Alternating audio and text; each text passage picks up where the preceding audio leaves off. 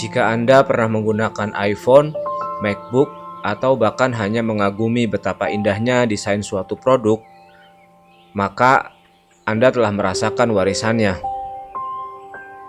Namun Steve Jobs tidak dilahirkan dalam kesuksesan. Dia tidak mendapatkan apapun dengan mudah. Hidupnya penuh dengan suka dan duka, kemenangan dan patah hati. Namun, dia tidak pernah menyerah. Steve Jobs lahir pada 24 Februari 1955 di San Francisco, California. Sejak awal, hidupnya penuh tantangan. Orang tua kandungnya, Johanna Shebel dan Abdul Fattah Jandali, masih muda dan belum siap membesarkan anak. Mereka memutuskan untuk menyerahkannya untuk diadopsi. Steve bahkan tidak sempat tumbuh bersama orang tua kandungnya. Dia tidak tahu siapa mereka atau mengapa mereka menyerahkannya. Steve diadopsi oleh Paul and Clara Jobs, pasangan sederhana yang tinggal di Mountain View, California. Paul adalah seorang mekanik yang senang bekerja dengan peralatan, dan Clara adalah seorang akuntan. Mereka tidak kaya, tetapi mereka memberi Steve rumah yang penuh cinta dan perhatian. Sejak usia muda, Steve berbeda. Dia tidak seperti anak-anak lain di lingkungannya. Sementara anak-anak lain sibuk bermain di luar, Steve sibuk mencari tahu. Bagaimana cara kerja mesin ini? Mengapa mainan ini bergerak? Apa yang akan terjadi jika aku membongkarnya? Ayah Steve, Paul, memperhatikan rasa ingin tahu ini dan memutuskan untuk mengajarinya cara membuat sesuatu. Bersama-sama mereka menghabiskan waktu berjam-jam di garasi untuk memperbaiki mobil, radio, dan bahkan gadget kecil. Paul memberitahu Steve sesuatu yang selalu diingatnya. Jika kamu akan membuat sesuatu, pastikan itu yang terbaik. Perhatikan setiap detailnya. Nasihat ini menjadi dasar kesuksesan Steve di masa depan. Steve memang pintar, tidak diragukan lagi. Tetapi dia bukanlah murid yang sempurna. Bahkan dia justru sebaliknya. Dia bosan di sekolah karena merasa pelajarannya terlalu mudah. Seorang guru berkata, Steve sangat pintar sehingga sekolah biasa tidak bisa mengimbanginya. Dia membutuhkan sesuatu yang lebih menantang. Pada usia 10 tahun, keluarga Steve pindah ke Los Altos, California, yang merupakan tempat yang sangat istimewa. Itu adalah jantung Silicon Valley, tempat teknologi berkembang pesat. Suatu hari, Steve melihat komputer untuk pertama kalinya. Komputer itu tidak seperti laptop atau desktop yang kita gunakan saat ini. Komputer ini sangat besar, hampir sebesar sebuah ruangan. Tapi Steve terpesona. Ia berpikir dalam hati, mesin ini dapat memecahkan masalah. Apalagi yang bisa dilakukannya. Momen itu menyulut api di hati Steve. Ia ingin mempelajari segala sesuatu tentang komputer dan teknologi. Seiring bertambahnya usia, rasa ingin tahunya berubah menjadi gairah. Di sekolah menengah, dia bertemu dengan seorang pria yang akan mengubah hidupnya, yaitu Steve Wozniak. Steve Wozniak atau Woz adalah seorang jenius dalam bidang elektronik. Ia dapat membuat gadget luar biasa dari awal. Steve dan Woz dengan cepat menjadi sahabat karib, terikat oleh kecintaan mereka pada teknologi. Salah satu penemuan pertama mereka bersama adalah sebuah perangkat bernama Blue Box yang memungkinkan orang untuk melakukan panggilan telepon jarak jauh secara gratis. Meskipun ilegal, hal itu menunjukkan betapa kreatif dan berani mereka. Steve kemudian berkata, tanpa Blue Box tidak akan ada Apple. Setelah lulus SMA, Steve kuliah di Reed College di Oregon. Namun, inilah bagian yang mengejutkan. Ia berhenti kuliah setelah hanya 6 bulan. Kenapa demikian? Karena Steve menyadari bahwa kuliah tidak mengajarkan apa yang ingin ia pelajari. Ia tidak ingin membuang uang orang tuanya. Jadi, dia membuat keputusan berani untuk berhenti. Tetapi alih-alih menyerah dalam belajar, Steve mulai mengikuti kelas-kelas yang menarik minatnya. Salah satu kelas tersebut adalah kaligrafi. Pada saat itu tampaknya tidak berguna. Mengapa seorang calon jenius teknologi peduli dengan font dan tulisan tangan?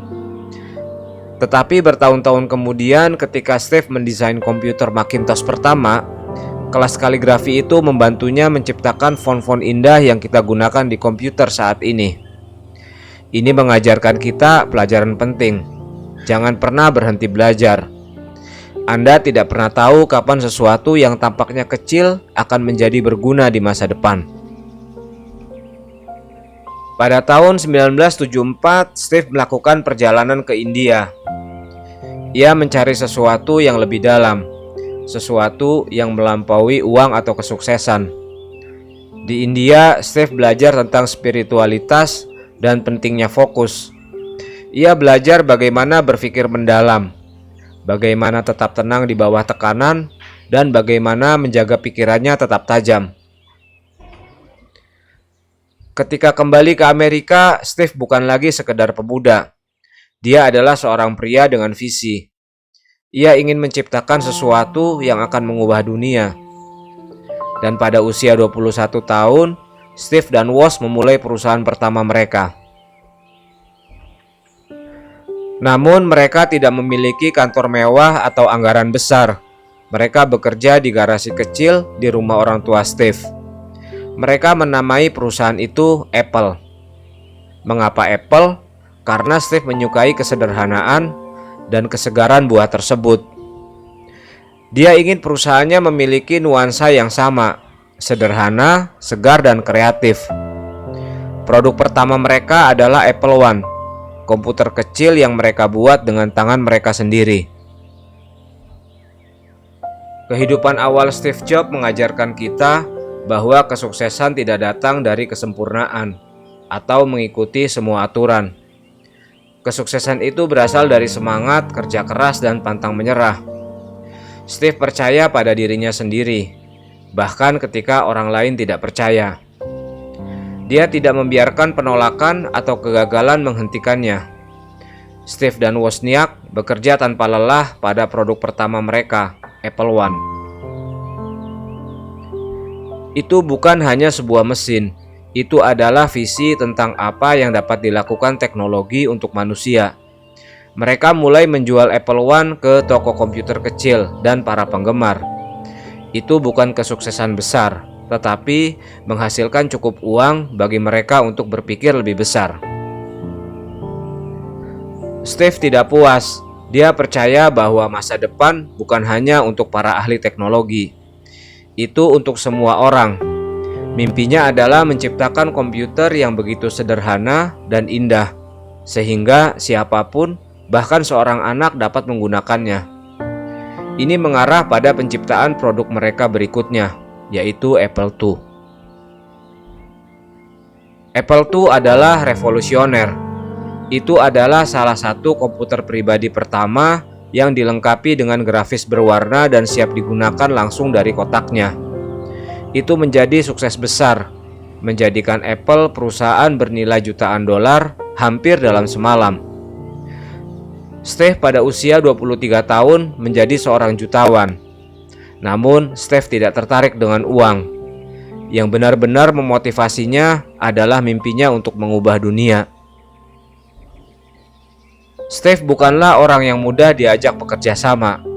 Ia menuntut kesempurnaan dalam segala hal. Jika sesuatu tidak sempurna, ia akan mendorong timnya untuk memulai dari awal. Orang-orang mengatakan ia sulit, tetapi Steve percaya pada satu hal. Jika Anda ingin menciptakan sesuatu yang benar-benar hebat, Anda tidak boleh puas dengan yang cukup baik. Bagi Steve, setiap detail kecil penting, baik itu desain komputer ataupun tampilan logo perusahaan. Ia menginginkannya sempurna. Ia berkata, ketika Anda melihat sebuah produk, Anda seharusnya tidak hanya melihat cara kerjanya. Anda harus merasakannya.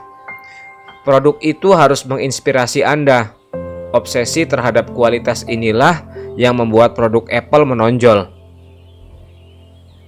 Pada awal tahun 1980-an, Steve memiliki visi baru. Ia ingin menciptakan komputer yang tidak hanya fungsional, tetapi juga indah, ramah, dan mudah digunakan. Mimpi ini menjadi Macintosh atau Mac. Mac bukan hanya sebuah produk, tetapi juga sebuah pengalaman. Dia memperkenalkan hal-hal yang kita anggap biasa saat ini, seperti mouse, user interface, gagasan mengklik ikon alih-alih mengetik perintah. Steve percaya bahwa teknologi harus berpusat pada manusia. Dia berkata, komputer bukanlah tentang teknologi. Komputer adalah tentang membantu orang membuka kreativitas mereka.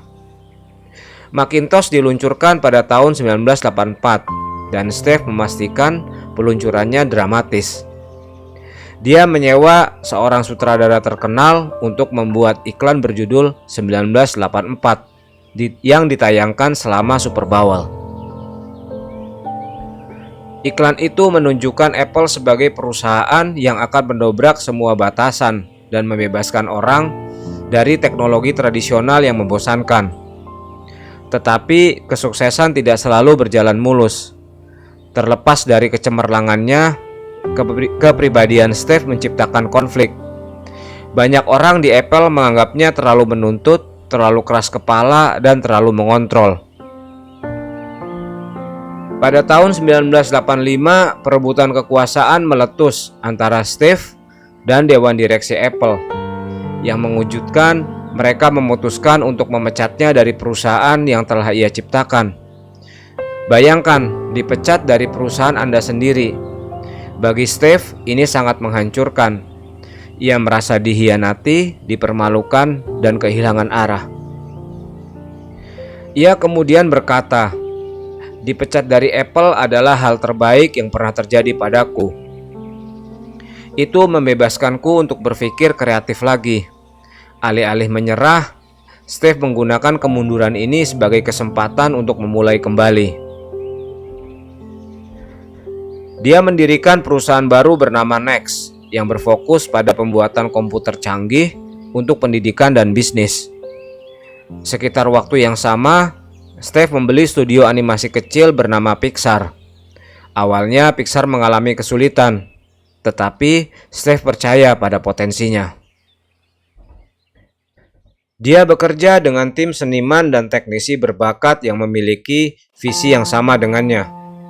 Pada tahun 1995, Pixar merilis film pertamanya, Toy Story.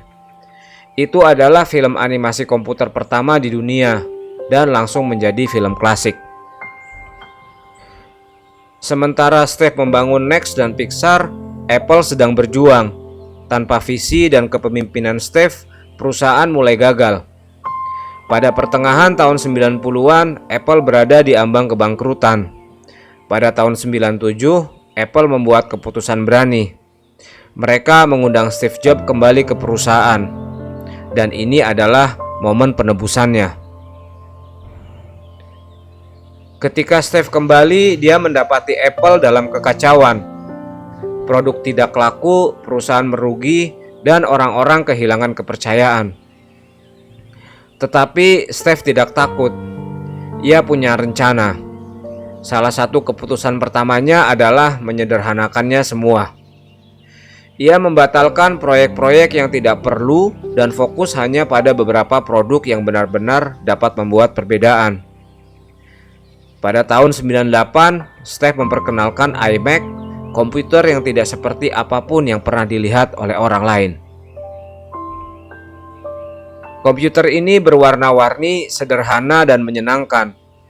Tetapi bukan hanya soal penampilan. Komputer ini juga cepat dan bertenaga. iMac menjadi sukses besar, menempatkan Apple kembali di peta persaingan. Ini menunjukkan kepada dunia bahwa Apple bukan lagi perusahaan yang gagal. Steve telah kembali dan begitu pula keajaibannya. Dia membuat Apple fokus pada kesederhanaan. Alih-alih menciptakan lusinan produk, dia bertanya, mengapa kita tidak fokus pada 4 saja. Ia menyederhanakan semuanya, lebih sedikit produk, lebih sedikit desain, dan tujuan yang lebih jelas. Dan kemudian Steve melakukan sesuatu yang mengejutkan. Dia bermitra dengan pesaing terbesar Apple, yaitu Microsoft. Banyak orang membenci ide ini, tetapi Steve berkata, jika kita ingin bertahan hidup, kita harus praktis. Kesepakatan itu memberi Apple uang tunai yang sangat dibutuhkan dan membuat orang kembali percaya pada perusahaan tersebut. Pada akhir tahun 90-an, Steve siap merevolusi Apple. Visinya sederhana, menciptakan produk yang indah, kuat, dan mudah digunakan. Pada tahun 2001, Apple meluncurkan iPod, perangkat kecil yang dapat menyimpan 1000 lagu di saku Anda. Ini adalah sebuah terobosan besar. Sebelum iPod, orang membawa CD atau kaset yang besar dan tidak praktis. Tetapi dengan iPod, musik menjadi portable dan personal. Steve tidak hanya menjual gadget, ia menjual sebuah ide. Ia berkata, dengan iPod, Anda dapat membawa seluruh perpustakaan musik Anda kemanapun Anda pergi. iPod bukan hanya tentang teknologi, ini tentang kebebasan, kreativitas, dan kegembiraan. Ia menjadi fenomena budaya, dan jutaan orang jatuh cinta padanya. Steve adalah pemimpin yang unik. Ia tidak mengelola Apple seperti CEO biasa. Ia memperlakukan perusahaan seperti seorang seniman yang menciptakan mahakarya. Ia memperhatikan setiap detail, warna, font, keemasan, bahkan bagaimana produk terasa di tangan Anda. Ia percaya bahwa desain dan fungsionalitas harus bekerja bersama secara sempurna. Steve pernah berkata, desain bukan hanya tentang bagaimana tampilannya dan bagaimana rasanya. Desain adalah tentang bagaimana fungsinya. Tetapi Steve juga bisa keras. Ia menuntut keunggulan dari timnya. Terkadang ia belak-belakan dan tidak sabar. Orang-orang yang bekerja untuknya mengatakan bahwa ia intens, tetapi mereka juga mengakui bahwa semangatnya mendorong mereka untuk mencapai hal yang mustahil. Pada tahun 2007, Steve memperkenalkan produk yang akan mengubah dunia selamanya, yaitu iPhone. iPhone bukan hanya telepon, itu adalah kamera, pemutar musik, dan komputer dalam satu perangkat. Sebelum iPhone, telepon terasa berat dan sulit digunakan. Steve ingin menciptakan sesuatu yang begitu sederhana dan intuitif sehingga siapapun dapat menggunakannya. Ia pernah berkata, iPhone adalah produk kesederhanaan. Ini adalah ponsel terbaik, pemutar musik terbaik, dan alat komunikasi internet terbaik. Kami menempatkan semua ini di saku Anda. iPhone langsung sukses. Orang-orang menyukai desainnya yang ramping, layar sentuhnya, dan cara iPhone mempermudah hidup mereka. Ini bukan hanya sebuah produk. iPhone menjadi bagian dari kehidupan sehari-hari orang-orang. Steve tidak hanya menciptakan produk, dia menciptakan cara berpikir baru. Dia percaya bahwa teknologi harus memberdayakan orang untuk berbuat lebih banyak, bermimpi lebih besar, dan mengekspresikan diri. Dia pernah menjelaskan, teknologi berada pada kondisi terbaiknya ketika menjadi tak terlihat. Ketika Anda bahkan tidak memikirkan perangkat yang Anda gunakan, saat itulah keajaiban terjadi. Filosofi Steve bukan hanya tentang menjual gadget. Ini tentang menginspirasi orang untuk mencapai potensi mereka. Pada tahun 2008, Steve meluncurkan App Store, sebuah pasar online tempat orang dapat mengunduh aplikasi untuk iPhone mereka. Ide ini mengubah cara orang menggunakan teknologi. Sebelum App Store, ponsel terbatas pada fungsi dasar seperti menelpon dan mengirim pesan. Tetapi dengan aplikasi, Orang dapat bermain game, mempelajari keterampilan baru, dan terhubung dengan orang lain di seluruh dunia. App Store menciptakan peluang bagi jutaan pengembang dan pengusaha. Steve tidak hanya membangun sebuah produk, ia membangun ekosistem yang memungkinkan kreativitas untuk berkembang. Sementara Steve mengubah dunia, ia juga berjuang melawan penyakit pribadi. Pada tahun 2003, dia didiagnosa menderita kanker pankreas langka. Awalnya, Steve tidak mengambil jalan konvensional. Ia mencoba pengobatan alternatif, percaya bahwa ia dapat sembuh secara alami. Tetapi seiring waktu berlalu, kesehatannya semakin memburuk. Akhirnya, dia menjalani operasi dan kembali bekerja. Bahkan selama sakitnya, Steve tidak pernah berhenti berinovasi. Ia berkata, "Saya ingin meninggalkan jejak di alam semesta sebelum saya pergi." Tekad dan etos kerjanya menginspirasi semua orang di sekitarnya. Terlepas dari tantangannya, ia terus memimpin Apple dengan semangat dan energi yang sama. Pada tahun 2010, Steve memperkenalkan iPad, sebuah perangkat yang lebih besar dari ponsel, tetapi lebih kecil dari laptop. Orang-orang awalnya skeptis. Mereka bertanya, "Mengapa kita membutuhkan ini?" Namun Steve percaya iPad dapat menciptakan kategori perangkat baru. iPad sangat cocok untuk membaca, menonton film, dan menjelajah internet. Ia berkata, iPad adalah teknologi paling canggih, tetapi terasa begitu alami dan mudah digunakan. Sungguh ajaib, sekali lagi Steve membuktikan para kritikus salah. iPad menjadi sukses besar, menunjukkan kepada dunia bahwa inovasi tidak mengenal batas. Pada tahun 2010, Steve Jobs telah menjadi lebih dari sekedar CEO. Ia adalah ikon global, simbol inovasi dan tekad. Namun di balik layar, kesehatannya memburuk. Perjuangan melawan kanker pankreas yang telah dimulai beberapa tahun sebelumnya mulai menghampirinya. Terlepas dari penyakitnya, Steve menolak untuk melambat. Ia sering berkata, "Anda hanya memiliki satu kehidupan. Manfaatkanlah sebaik-baiknya." Setiap hari dia mendorong dirinya sendiri untuk melakukan pekerjaan terbaiknya. Ia percaya pada hidup yang bermakna, berapapun waktu yang tersisa. Di bawah kepemimpinan Steve, Apple telah mencapai puncak baru. Pada tahun 2011, Apple menjadi salah satu perusahaan paling berharga di dunia. Jutaan orang memiliki iPhone, iPad, dan komputer Mac. Apple bukan lagi sekedar perusahaan, itu adalah gaya hidup.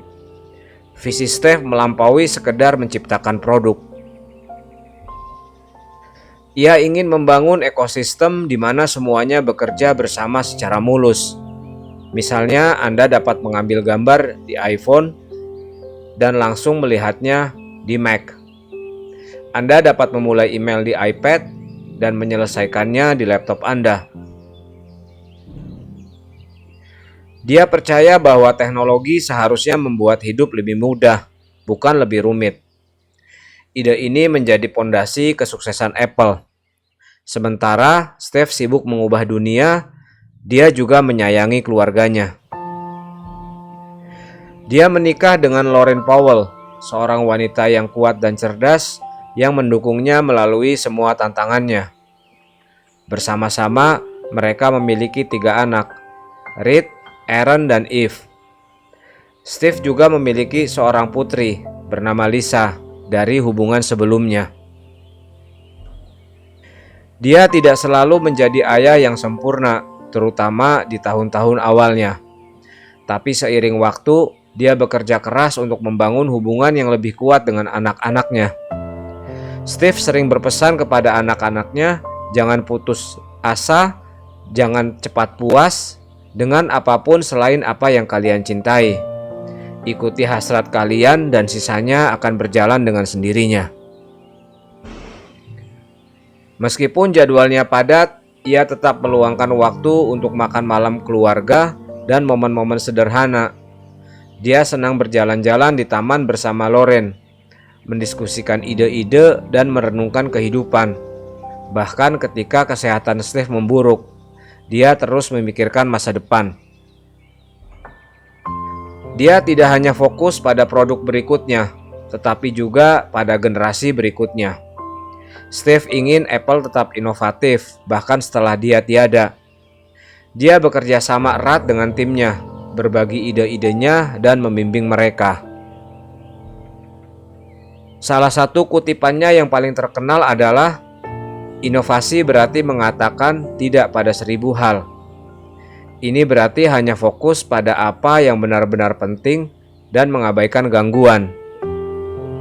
Pada tahun 2011, Apple memperkenalkan Siri, asisten virtual yang dapat memahami dan menanggapi perintah lisan. Siri adalah contoh lain dari visi Steve untuk masa depan. Steve ingin teknologi terasa seperti perpanjangan dari pikiran manusia. Siri hanyalah awal dari era baru kecerdasan buatan, menunjukkan seberapa jauh Apple dapat melangkah. Pada Agustus 2011, Steve membuat keputusan sulit. Dia mengundurkan diri sebagai CEO Apple karena kesehatannya tidak lagi memungkinkan untuk memimpin perusahaan. Dia menulis surat yang menyentuh hati kepada dewan direksi dan karyawan Apple, mengatakan, "Saya selalu mengatakan bahwa jika suatu hari nanti saya tidak lagi dapat memenuhi tugas dan harapan saya sebagai CEO Apple, saya akan menjadi orang pertama yang memberitahu Anda." Sayangnya hari itu telah tiba. Steve memilih Tim Cook, kolega terpercayanya, sebagai penggantinya. Ia percaya tim memiliki nilai dan visi yang sama untuk perusahaan. Meskipun Steve mengundurkan diri, ia tetap terlibat erat dengan proyek-proyek Apple. Ia menghabiskan sisa hidupnya untuk memastikan Apple terus berkembang. Di bulan-bulan terakhirnya, Steve menghabiskan lebih banyak waktu bersama keluarga. Dia sering berbicara tentang makna hidup dan pentingnya meninggalkan warisan. Dia berkata, "Menjadi orang terkaya di kuburan tidak penting bagi saya. Yang penting adalah saya telah melakukan sesuatu yang luar biasa untuk dunia." Steve senang duduk di kebunnya, dikelilingi alam. Ia menemukan kedamaian dalam hal-hal sederhana, menyaksikan matahari terbit, mendengarkan musik, dan bergandengan tangan dengan Loren. Pada tanggal 5 Oktober 2011, Steve meninggal dunia pada usia 56 tahun. Kematiannya merupakan kehilangan global, dan jutaan orang berduka atas kepergiannya. Pada tahun 2005, Steve Jobs menyampaikan pidato wisuda di Universitas Stanford yang menjadi salah satu pidato paling ikonik dalam sejarah. Pesannya bukan hanya untuk para lulusan, tetapi untuk siapapun yang berjuang untuk menemukan tujuan dan makna dalam hidup. Ia memulai dengan mengatakan, "Hari ini saya ingin menceritakan 3 kisah dari hidup saya. Bukan hal besar, hanya 3 kisah. Setiap kisah mengungkapkan pelajaran berharga yang telah ia pelajari selama perjalanannya." Kisah pertama menghubungkan titik-titik. Steve berbagi bagaimana ia berhenti kuliah karena ia tidak melihat nilainya, tetapi tetap tinggal untuk mengikuti kelas-kelas yang menarik minatnya, seperti kaligrafi. Pada saat itu tampaknya tidak berarti. Namun bertahun-tahun kemudian, keterampilan yang ia pelajari di kelas kaligrafi itu membantunya mendesain font-font indah untuk komputer Macintosh yang merevolusi cara orang menggunakan komputer. Ia berkata, "Anda tidak dapat menghubungkan titik-titik dengan melihat ke depan. Anda hanya dapat menghubungkannya dengan melihat ke belakang." Jadi Anda harus percaya bahwa titik-titik itu entah bagaimana akan terhubung di masa depan Anda. Pelajaran ini mengajarkan kita bahwa setiap pengalaman, sekecil atau setidak pasti apapun, dapat mengarah pada sesuatu yang lebih besar. Kisah kedua mengenai cinta dan kehilangan. Steve berbicara tentang dipecat dari Apple, perusahaan yang ia dirikan. Ia menyebutnya sebagai salah satu pengalaman paling menghancurkan dalam hidupnya, tetapi juga salah satu yang paling membebaskan. Ia berkata, terkadang hidup menghantam kepala Anda dengan batu bata. Jangan kehilangan keyakinan. Saya yakin bahwa satu-satunya hal yang membuat saya terus maju adalah karena saya mencintai apa yang saya lakukan. Kisah ini mengingatkan kita untuk terus bergerak maju, bahkan ketika hidup tidak berjalan sesuai rencana. Kisah ketiga mengenai kematian. Kisah terakhir Steve adalah tentang menghadapi kematiannya. Dia menceritakan bagaimana diagnosa kanker mengubah pandangannya terhadap kehidupan. Hal itu mengingatkannya bahwa waktu sangat berharga dan tidak boleh disia-siakan untuk hal-hal yang tidak penting. Ia berkata, waktu Anda terbatas, jadi jangan sia-siakan dengan menjalani hidup orang lain. Beralihlah untuk mengikuti hati dan intuisi Anda. Entah bagaimana, keduanya sudah tahu apa yang sebenarnya ingin Anda capai. Ini adalah pesan terkuatnya. Hiduplah secara otentik dengan tujuan dan semangat. Setelah meninggal pada tahun 2011, pengaruh Steve tidak memudar, bahkan semakin kuat. Apple terus berinovasi, merilis produk seperti Apple Watch dan AirPods, dan mendorong batasan teknologi. Tetapi warisan Steve bukan hanya tentang teknologi. Ini tentang cara ia membuat orang berpikir. Ia mengajari kita untuk pertama, menantang status quo. Steve selalu percaya untuk mempertanyakan hal-hal biasa dan berupaya mencapai hal-hal luar biasa. Yang kedua, fokus pada kualitas. Ia pernah berkata, jadilah tolok ukur kualitas. Beberapa orang tidak terbiasa dengan lingkungan di mana keunggulan diharapkan. Ia mendorong dirinya dan timnya untuk selalu memberikan hasil kerja terbaik.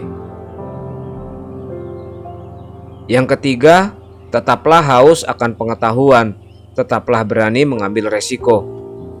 Kata-kata ini yang ia pinjam dari majalah yang ia sukai, menjadi moto hidupnya.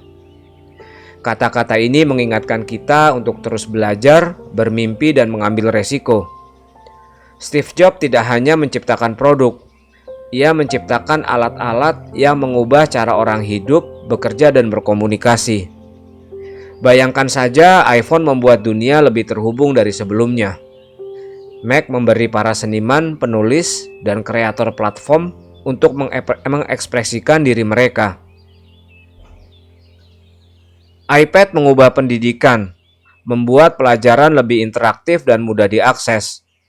Ide-ide Steve menjangkau setiap sudut dunia. Jutaan orang sekarang menggunakan teknologi tidak hanya untuk bekerja, tetapi juga untuk menceritakan kisah mereka, mengeksplorasi kreativitas, dan mengejar impian mereka. Kehidupan Steve penuh dengan suka dan duka, tetapi dia selalu menemukan cara untuk mengubah tantangan menjadi peluang. Berikut adalah beberapa pelajaran terpenting yang diajarkan perjalanan hidupnya kepada kita. Yang pertama, percayalah pada diri sendiri. Bahkan ketika orang meragukannya, Steve mempercayai visinya. Ia menunjukkan kepada kita bahwa kepercayaan diri adalah fondasi kesuksesan. Yang kedua, berpikirlah besar. Steve tidak hanya ingin menciptakan produk, dia ingin mengubah dunia. Dia percaya pada penetapan tujuan yang ambisius dan bekerja tanpa lelah untuk mencapainya. Yang ketiga, jangan pernah berhenti belajar. Steve selalu ingin tahu dan bersemangat untuk mempelajari hal-hal baru. Dia menunjukkan kepada kita bahwa pertumbuhan berasal dari keterbukaan terhadap ide dan pengalaman baru. Keempat, ikutilah hasratmu. Kesuksesan terbesar Steve berasal dari melakukan apa yang ia cintai. Dia membuktikan bahwa ketika Anda mengikuti hasrat Anda, pekerjaan menjadi lebih bermakna. Steve Jobs pernah berkata, orang-orang yang cukup gila untuk berpikir bahwa mereka dapat mengubah dunia adalah orang-orang yang melakukannya, dan dialah orangnya.